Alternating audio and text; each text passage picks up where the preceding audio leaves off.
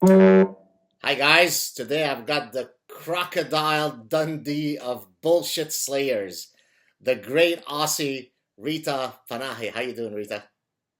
Hey, I'm good. It's Good to be talking to you. But I've been up since 4 a.m., so I warn you, I may not be very coherent today.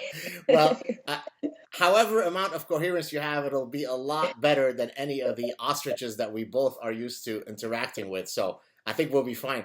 I wanted to tell people how I originally sort of learned of your work because we didn't necessarily navigate in the same circles. It was a follower of mine who wrote and said, "Oh, you have to check this woman in Australia," and that's when I had originally written to you. And so I don't remember who it was, but if he ends up watching, thank you for connecting us. Uh, so I thought. By the way, I should mention that I saw two of your clips.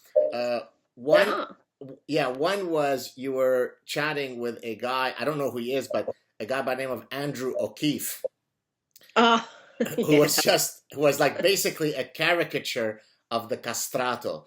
The guy without testicles who was just spewing all the usual regressive stuff.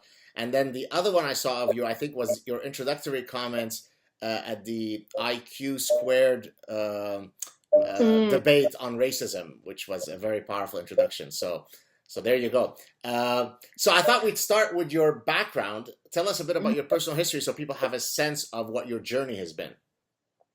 Oh, it's a strange one. It's all it started in the US. I was born in the States, in Arkansas.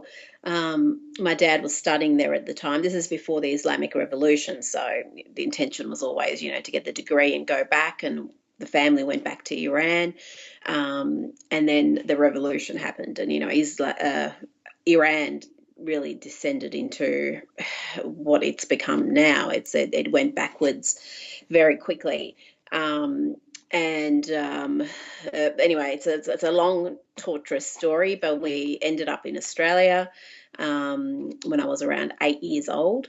It was interesting because I'd completely forgotten English completely. I literally knew two words when we got to Australia. So it was relearning the language and getting used to a new world. And we were very lucky because there's no better place to be than Australia, in my opinion. It's a free, prosperous, tolerant, welcoming country, And and warm, and warm.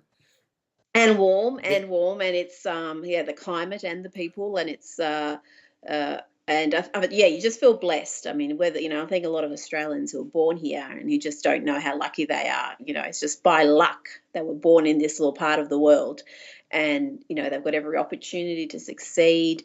Can dodge all the nastiness that most of the world is troubled with, so yes, I'm fairly grateful to be here, and appreciative of all the opportunities Australia's given me.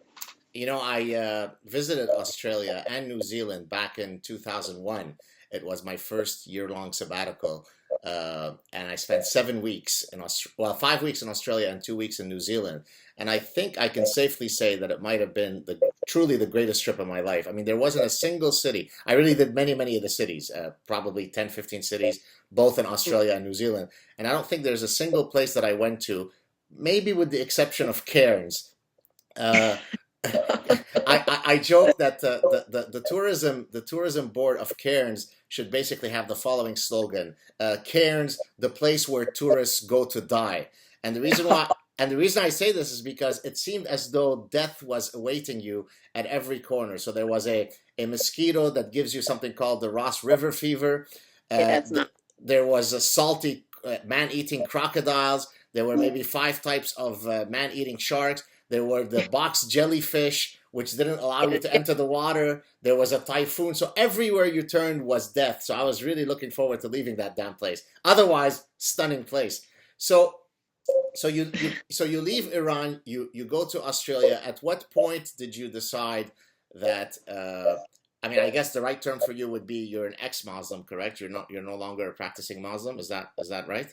I don't ever remember being practicing. I think Okay. my family are Muslim in the way that, most Australians are Christian, where, they would identify as Muslim, but they don't, go to the mosque, or they don't, pray regularly or ever. So it's sort of a fairly casual adherence to the religion. So I've always been, since I've thought about it seriously, I've always been an atheist. I've never been a believer. So there wasn't any sort of, big change in direction for me. It's always Oh, you froze. Are you family there? because, Oh, like I sorry. said, they're not You froze for about devout you froze for at about ten all. seconds. So I do have some devout family Okay. members, but the overwhelming majority are very relaxed about the religion. Okay.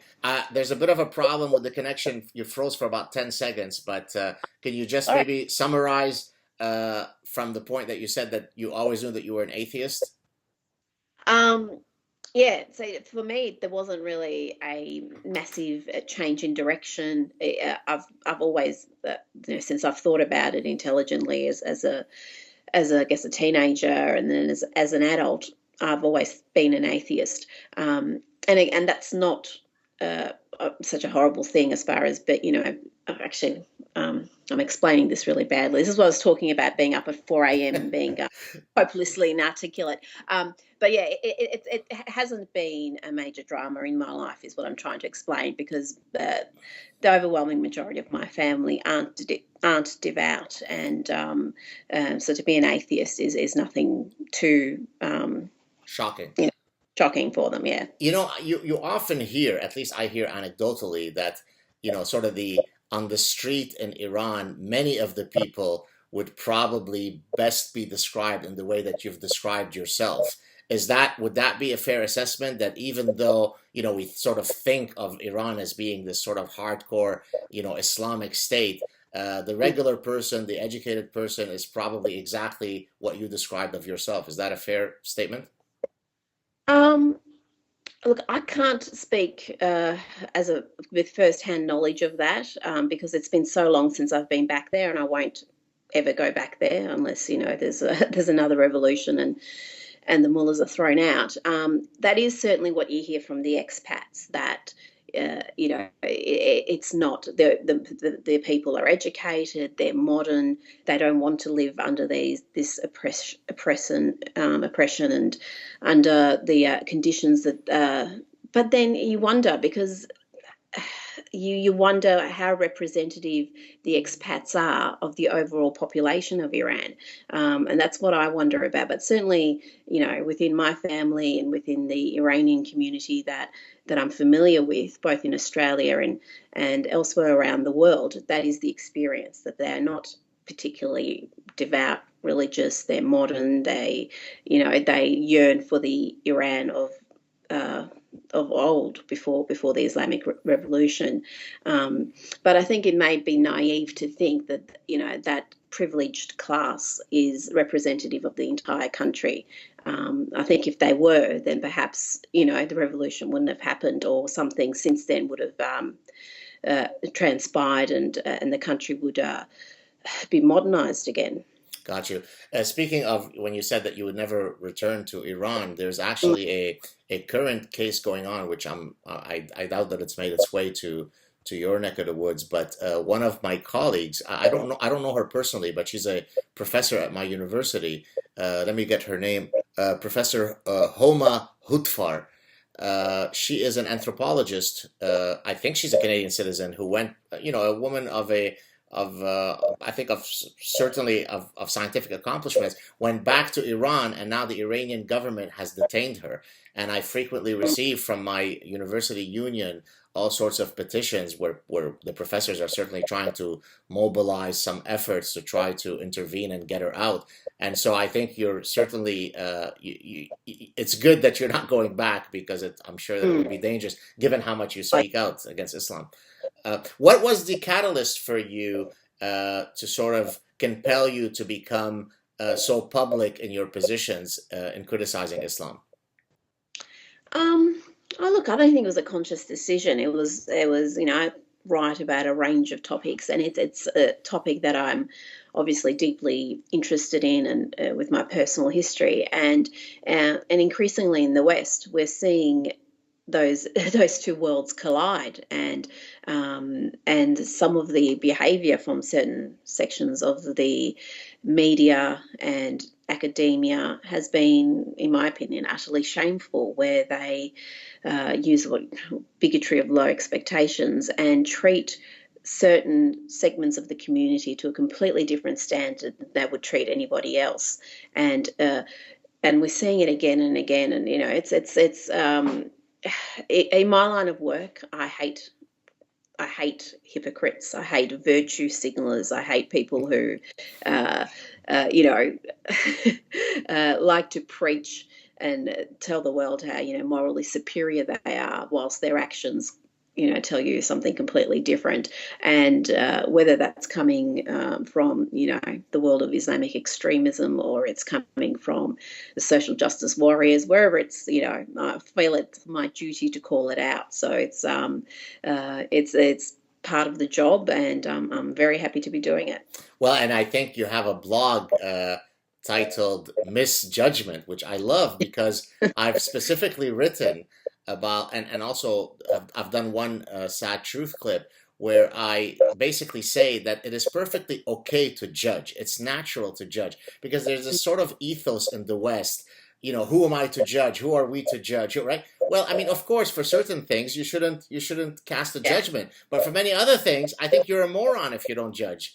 And so, absolutely. It's human nature. It's what separates us from the bloody animals. You're given a brain, you're given a moral compass. Use it, and you're right. I mean, there's things that you don't pass judgment on, but if you decline to actually take a stand, then you are allowing terrible things to happen under your watch. So I think we're all obliged to call out indecency, for want of a better word, when we see it, and when people behave abhorrently, then they should be held to account, regardless of what their background or standing is.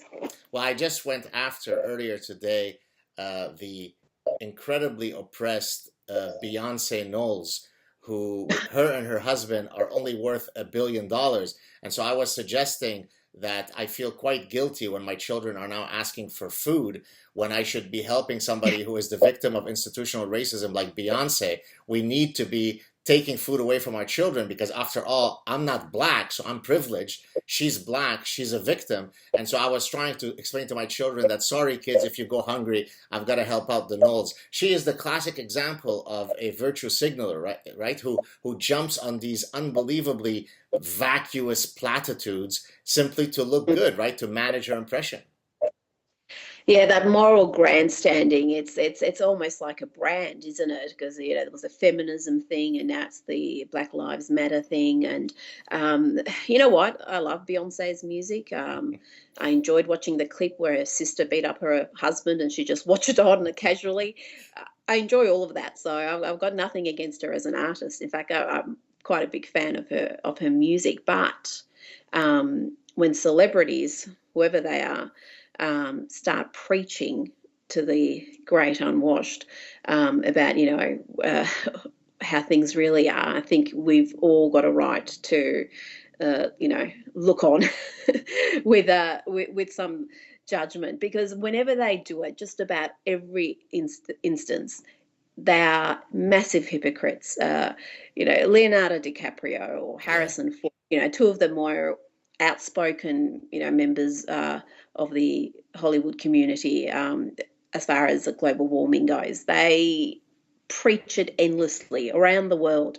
These two dudes fly around in private jets. They maintain multiple properties. Their carbon footprint is enormous, and yet they feel entitled to preach to the little people about how they're destroying the planet. And it's the same with Beyonce. I don't want to be preached to about politics or social issues from people who are good at singing or acting. uh, I just don't know why they do it. I don't know why they delve into those areas. I can I think it's propose an explanation. Please. Okay, I actually wrote an article on my Psychology Today column, and then it turned into a Psychology Today magazine article. This is several years ago. I titled it "The Narcissism and Grandiosity of Celebrities," and I proposed several psychological mechanisms. But the most important one, I think, let me replicate it here for you. I think they suffer from existential guilt in some sense in the deep recesses of their minds when they go to sleep at night.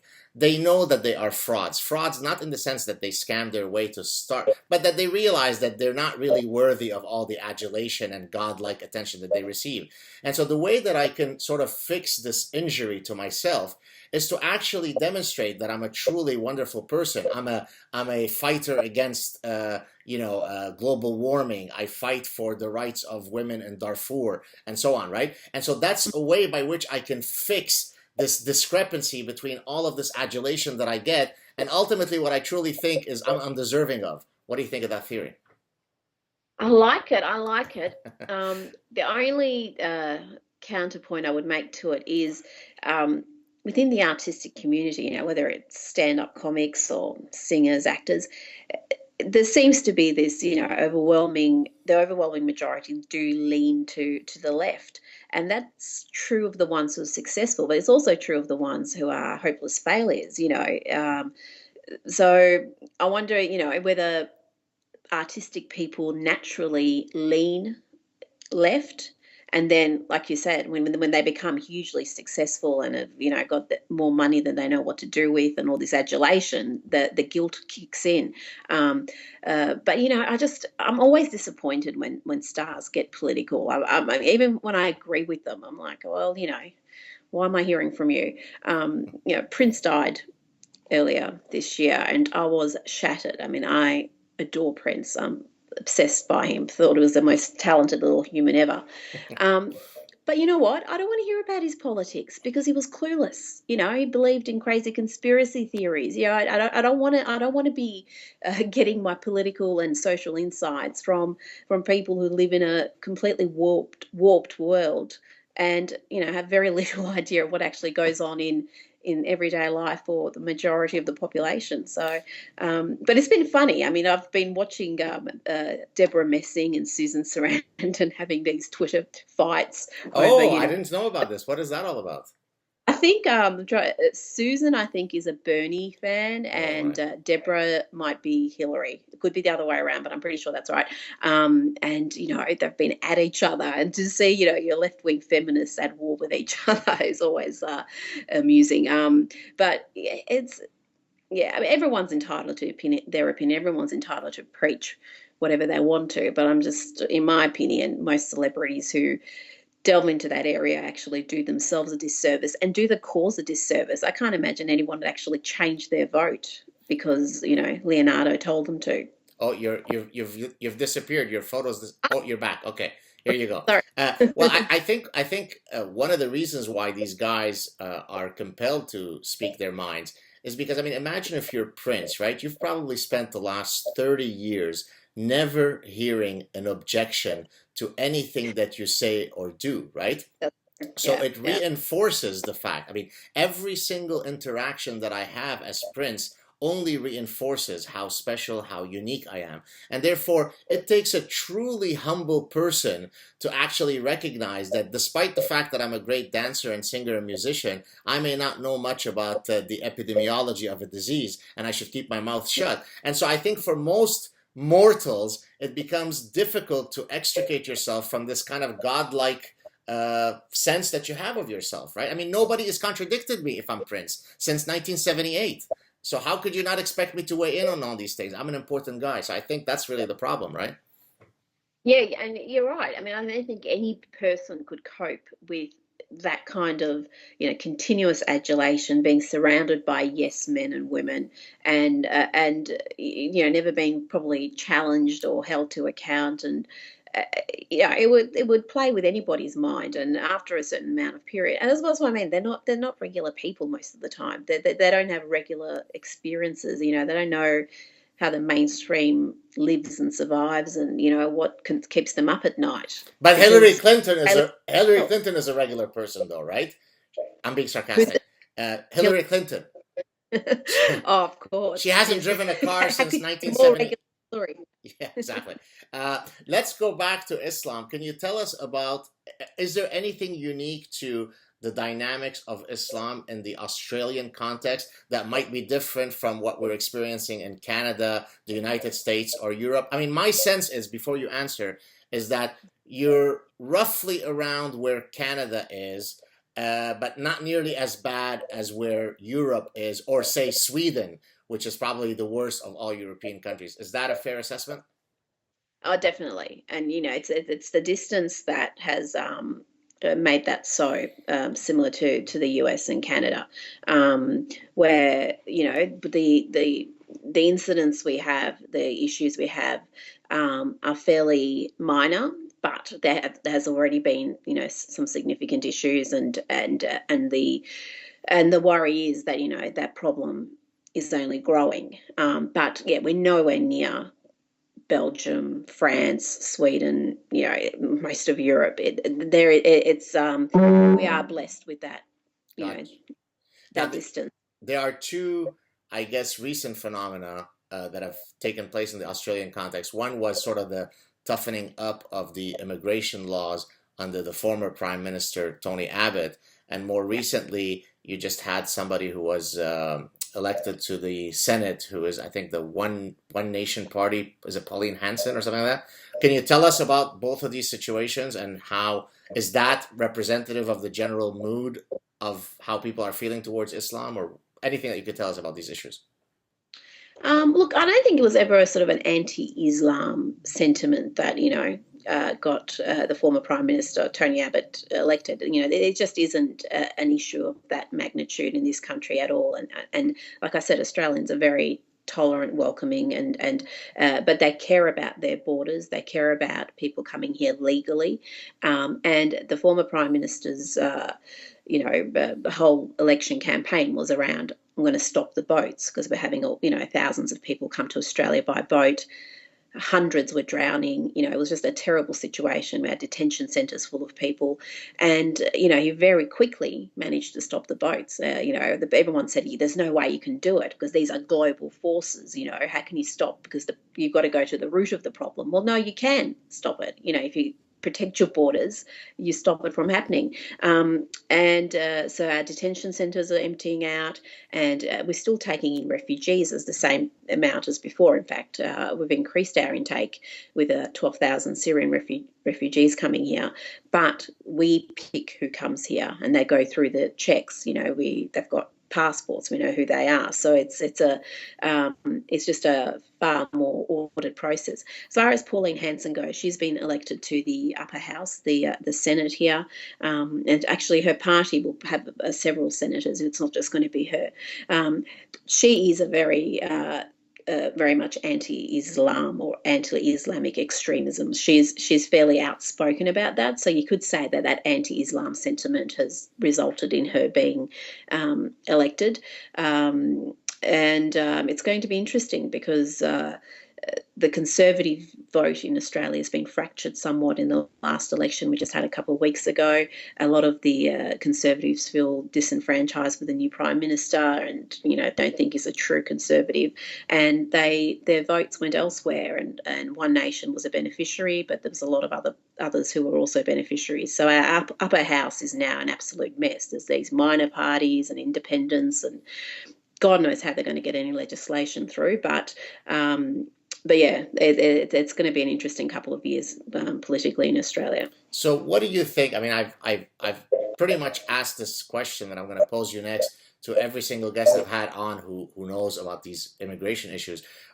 How do we navigate through this very serious conundrum of maintaining an ethos of humanity and being humane and letting in people who are in need of being let in, versus the fact that many of these people, never mind that they're whether they're ISIS members or not, they come with a baggage, a religious and cultural baggage of values that couldn't be more perfectly antithetical to the defining, values of the West. And so, how do we navigate through this issue? Have you ever thought about that in terms of the actual practicality of how you let people in who might be completely different from you in terms of values?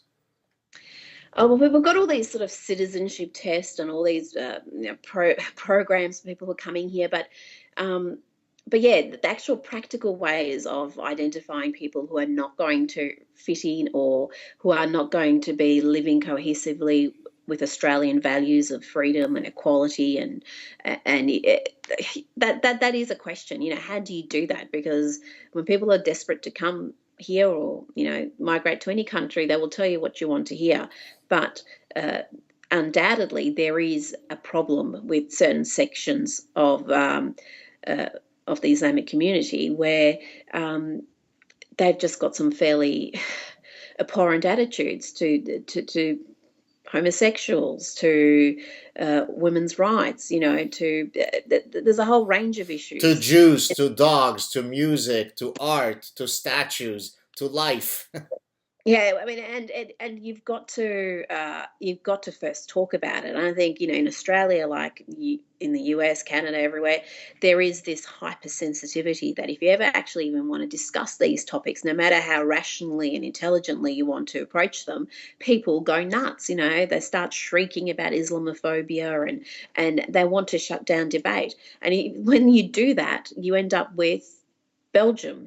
That's what they did. They just appeased and appeased and appeased, and it didn't make a more cohesive society. It created further divisions, and now they've got a real problem at their hands that probably isn't going to be solved in my lifetime because it's entrenched now. So I think the first step is to actually have the courage to talk about this stuff and not to be shouted down by the regressive left who see any sort of debate or discourse on this area as anti-Islamic. It's not. And you know what? And you're doing a service to many people within the Muslim community who feel trapped in that mindset. There's a lot of women in Australia who are under pressure from their family to behave a certain way, to dress a certain way. And that shouldn't be the way. They should have all the freedoms that every other Australian woman enjoys. But there is this pressure to conform, or you'll be disowned by your family, or you'll be seen as a disgrace. These are things. I don't think we're actually doing a favour to the overwhelming majority of the Muslim community when we don't talk about it. We're not doing anybody any favours. We're just giving in to the worst elements of the regressive left. Just today, I received a private message from an Iranian student who is pursuing his PhD in engineering, I think in the United States. It was a very, very lovely message. I didn't include his name because he actually asked that he's afraid for the reasons that you mentioned of really coming out, and he's got family in Iran and so on. And but some of the most rewarding messages that I receive are precisely from the Pakistani and the Yemeni and the Saudi and the Iranian, either Muslims or ex-Muslims, who actually say thank you because in reality you're speaking for us, and that to me is extremely rewarding. And it's really a sort of a putting your thumb in the nose of all the regressive leftists who should be at the forefront of this debate and end up being on taking every single incorrect, illiberal position when it comes to these issues. Correct? Well, they're just completely unprincipled. This bizarre alliance between Islamists and the regressive left is insane, and it just shows you how unprincipled they are. Western feminists, they get outraged about the most trivial nonsense, but they do absolutely nothing about, and they won't even talk about it, they won't write about it, about the real systematic subjugation of women in Islamic communities and particularly in Islamic countries. They just don't discuss it. Sex slavery, female genital mutilation, child brides, Honor not, killings. not an issue. Well, but if you use the wrong pronoun, they get nuts. I mean, they're just, it is just frustrating to see because if you actually genuinely care about women who are disempowered and who need your help, then they're the women you speak for. And the most absurd thing is when you've got someone like Hirsi Ali, who's so courageous and has had a life under threat for speaking the truth, the feminists attack her instead of standing behind her. It is a completely bizarre, morally bankrupt way of going about life, and I won't have any part to do with it. That's why I don't identify as a feminist, because I think modern feminism is the pits. Well, I call it, I mean, this sort of mindset is really a cancer, a virus of the human mind, of the human spirit. I mean, really, genuinely, right? I mean, I mean, religion can parasitize your mind, but so Mm. could other forms of irrational beliefs. And a lot of these regressive leftists, oh, your photo's gone. Oh, you're back. A lot of these regressive leftists have are really adhering to a quasi-religious set of beliefs that are impervious to falsification, right? So they start off with certain premises, right? Brown people are innocent and can do no wrong. White man is the reason for all calamities. Now that's the starting point, and let's go now create narratives of the world based on this erroneous starting point. And so you can't fight them because they don't fight within the discourse of reason. Yeah, exactly. I mean, they're not just morally bankrupt; they're intellectually bankrupt. They're not. Oh, you're moving all over the place. Are you back? Yeah. Okay. Yeah. Um, sorry, I'm doing this on the mobile, so Yeah. it's all No worries. awkward. Um, so yeah, it's an intellectual vacuousness at the heart of their arguments. So you're right, you can't sort of argue with them based on facts or figures, because that's not the area they operate in. And it's, I think, you've just got to not allow them to silence you. I mean, that's the first step. And I think a lot of people are intimidated by the backlash from those people, because they can be quite vicious. For supposedly tolerant, open-minded people, they are absolutely can be very much bigoted and closed-minded, and the absolute opposite of everything they pretend to be. And their determination to cast minorities, whether they're brown, black, whatever, as victims, I think is one of the great injustices of what they do, because it actually, again, is completely counterproductive. Wrapping yourself in the warm cloak of victimhood might feel good for that second, but it holds you back. And it's maddening to see. But I think more and more people who are looking on are seeing just how absurd some of these positions are. And I think the overwhelming majority of the population, though may not be hugely engaged in these issues, do look on, with some derision to these people, and they, I certainly don't think they speak for the mainstream. Let's put it that way. Well, I've noticed that even when I engage people privately, I might be sitting on a beach somewhere and I start engaging with somebody, they find out about, who I am, what I do, what my background is. And as soon as they see that here is somebody who's speaking openly and honestly about these issues, it almost gives them permission to feel the things that their otherwise lying eyes were seeing, right? I mean, they sort of know, right? They know that there is a problem with this ideology called, we won't say the name, it's redacted, but they're afraid to say so. And then here comes this guy from Lebanon who escaped, brutality and execution in Lebanon, who's a professor, and he's saying these things openly. Oh, so that means I'm not insane. So it's okay for me to feel these things. And so I think that's one of the really most empowering things that you could do, is to contribute in the battle of ideas, not to retreat, because then people join you because you are, in a sense, weaponizing their feelings. They feel as though I'm not insane, I'm not a racist, I'm not a bigot. It's normal to feel the things that I'm feeling. Oh, absolutely. And I get hundreds, literally hundreds and hundreds of emails every week, thousands of mentions on Twitter, hundreds of Facebook messages. I try to read as much of it as I can, but I can't read it all. But the overwhelming, gist of the thing is, thank God you're finally saying stuff that needs to be said. And I think it's a mistake to think just because conservative voices are the minority in the media, that they're the minority as far as the wider community goes. They're not. But when you've got academia and particularly the media so dominated by the left, when you do hear another voice or another point of view, people think, "Oh my God, I can't believe she's actually saying this." But I think the fact that the media is often so divorced from reality and so out of touch with the mainstream is a real problem, because increasingly we're getting these activism journalists who aren't just telling us what's happening. They're putting an angle or an agenda to it, and they're doing a disservice to their community, to their readers, to their viewers, because they're not really actually, one, telling them the truth, and two, actually representing what those people are feeling and thinking. So I think you're right. I think the more we talk about this, the more we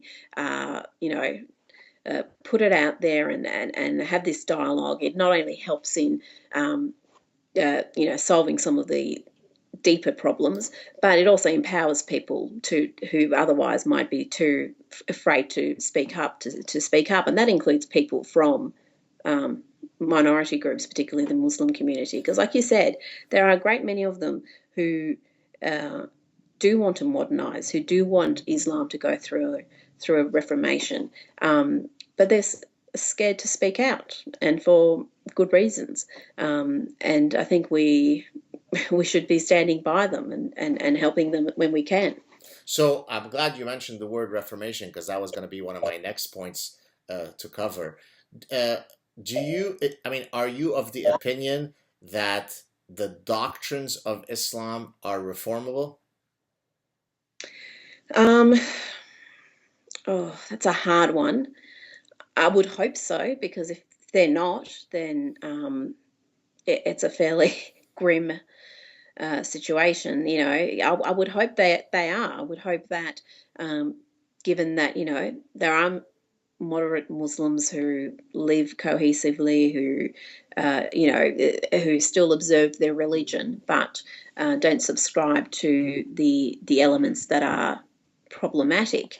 That could be something that is encouraged and grows, but I'm not the expert on that. I mean, I couldn't tell you about the scriptures and about the particular areas that need to be rethought. I mean, there's just so much in there that even for my basic understanding of the Quran, that's problematic. And Christianity's gone through that reformation, and hopefully Islam can also go through it.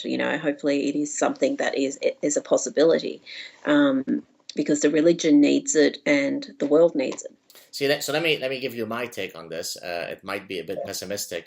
I don't think that Islam is reformable. I think that to the extent that there are innumerable moderate, liberal, kind, decent Muslims, it's simply the random combination of their genes that makes their personhood who they are. In other words, they are kind and peaceful, not because of Islam, just because of their personhood, right? And therefore, if there are 10 passages in the Quran, 9 of which are problematic, they ignore those 9 and choose to only do 5 times of prayer, times prayer, or zakat, or whatever it is, the 5 pillars, right? So there is no. I've never put this question to anybody who knows anything about Islam, who has given a specific set of mechanisms by which you could actually reform Islam. And it's not as though people haven't thought about this for 1400 years. And so I think the problem is that, frankly, the contents contain, as you said, not only the Quran, but you read the Hadith, you read the Sirah, the whole set of holy books, the trilogy, contain enough problems that all of the mental gymnastics in the world and all of the new interpretations in the world are not going to be able to translate kill, kill, kill, kill, kill, kill, kill to love and caress and let's listen to Bobby Brown, right? So there is no way that you can fit. So, and that's why we're at a conundrum, because I appreciate the efforts of guys like Majid Nawaz, whom I think you might know, who are saying, hey, let's have a reformation. But tell me how you're going to reform it. I mean, surely you don't think you're the first guy to have thought of this, and we haven't been able to do it. And to compare it to Christianity, I think there's an issue here that there are specific contents, doctrinal contents in Islam that make it less amenable to the types of reformations that have happened in the other Abrahamic religions, right? If you start with the premise that every single letter, kil haraf, every single letter cannot be changed and is the final inerrant word of God, it leaves us in a Darwinian dead end. You see what I mean? So I don't know. What do you think? Am I being too pessimistic? No, I think you're being a realist there. But I still have the hope that that there is that change possible, and perhaps it will come through modernizing the Arab world, as far as if they, I mean, using Iran as an example, the lives people live, the middle and upper classes, behind closed doors. You could be in California, that they have adopted those Western lifestyle. And I wonder, whether that is a way in through the back door where you can, change where the whether the lifestyle is a trigger to change what this belief system that is so oppressive. But yeah, I know that sounds wishful and out there, but I don't want to give up entirely on the hope that reformation is possible. So I'm Right. being a little bit wishy-washy there. But and there are many Muslims, like you said, who are observe their religion, but they're not devout to the point where they believe that an adulterer deserves to be stoned to death. There's some rationality with their belief system, which again, I'm hopeful that spreads. But I mean, certainly that's not what's happening in the world right now. I have to acknowledge that's the case. That it's not that is not the reality that we have today. Well, let me say a personal example. I mean, we're Lebanese Jews, right? I'm Jewish, yet I call myself very publicly an atheist Jew, right? Under the recognition that, and oftentimes people say, well, how could that be? Is it a contradiction in terms? No, because Judaism is multifaceted. There is a ethnic lineage, there is a historical lineage, there's a social, cultural element, there is a cuisine element, there's all sorts of elements that constitutes my Jewish identity. Of course, at the root of that is the fact that people banded together under a common religious heritage to start off with. But today I don't, I don't keep Sabbath, and I don't put on the tefillin every day, and I don't do the 613 commandments. Yet I consider myself very Jewish, other than in my beliefs. And so I think if there is a way for the majority of Muslims, now, unlike 15 million Jews around the world, you have 1.6 billion Muslims. If most of that population were to view their Islamic identity in this manner, I think in a sense that's one of the ways that you defang the religion, because there are wonderful elements of Islamic culture, whether it be art, whether it be music, whether it be architecture. There are all sorts of ways by which I can adhere, I can have an attachment to my Islamic roots without necessarily caring about the particular hadith where Muhammad said this or that, right? So I wonder if that might be the way to move forward, where you tell people, look, you could still maintain your cultural affinity to Islam without caring about the specific contents of the book. If we can get most people to do that, maybe then there is a chance for things to move forward. What do you think? But again, the reality is that's unlikely to happen, Yeah. isn't it? Now I'm being the Now you're the pessimist. I was being the optimist. Yes.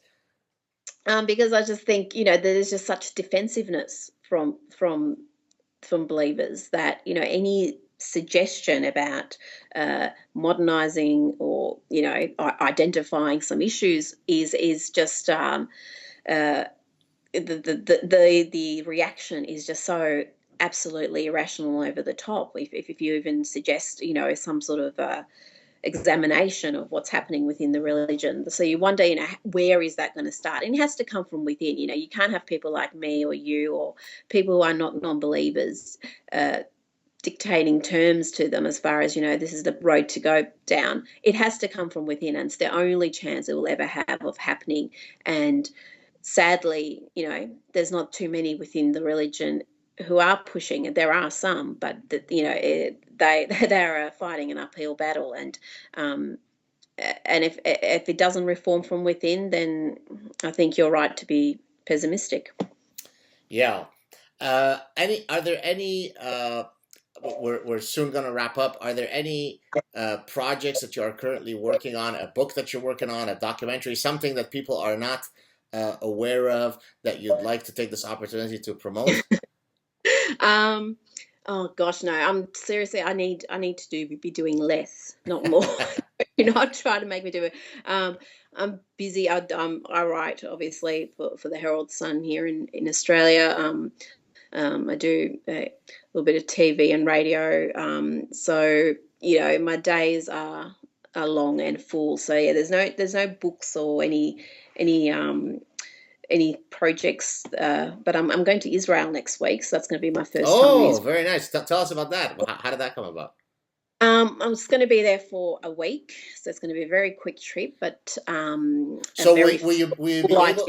Sorry to interrupt you. Will you be able to handle the daily mass genocides that are happening all over Israel, where you can't really drive your car on the streets because you'd have to go over all the dead Palestinian bodies? Will you be able to handle that reality? Well, yeah, I'm just wondering how they're going to be letting someone with Persian heritage in with I'm expecting to be shot at the airport. I'm not expecting to get past that point. Just tell them that you know me. We're all connected. They'll let you in. I'll say the Jewish mafias can vouch for me. Yeah. There you go. So yeah, I'm just excited because I've never been there, and the itinerary is full. There's so much to see and learn. And is it a personal trip, or does it have a professional element? No, it's going to be a group. So it's a study tour. So nice. I don't have much control of day-to-day goings on, but it's going to be a good trip. So I'm looking forward to it. I'll just warn you that I've been to Israel and I have been kept in a separate room and quote mistreated or spoken to in a very harsh way, only because I'm born in Lebanon and they didn't know I'm Jewish, and they didn't even give me a chance to say that I'm Jewish. So if you are somehow treated harshly, know that they even do it to their own. So it's okay. They're not being racists. I mean, I've been told that the process of going through the airport is an experience. It is. And they will insult you, they will test you, they will push you. So no, I'm looking forward to it. It'll be fine. And it's we joke about it, but with the recent attacks we've had on airports, probably the way Israel does things, what's some sort of alarm happening here? Yeah. I'm hoping it's just a testing procedure. Yeah. With the attacks we've had on airports, Brussels and Istanbul, how the Jews do things, I think, is going to be something we really need to learn from, because we may have to adopt a lot of those sort of practices and procedures in our own airports in the years to come. Well, have a fantastic trip. It has been a pleasure. I know I could have kept you here for another 5 hours, but hopefully we'll have a chance to speak again. Thank you so much for waking up so early to speak to me. Oh, no problems. Sorry if I meandered a little bit, but like I said, I've been up since 4. Oh, don't worry about it. Desperate need of a nap right now. Have a great time. Stay on the line. I'm just going to stop the recording and I'll tell you bye offline. Thank you so much, Rita.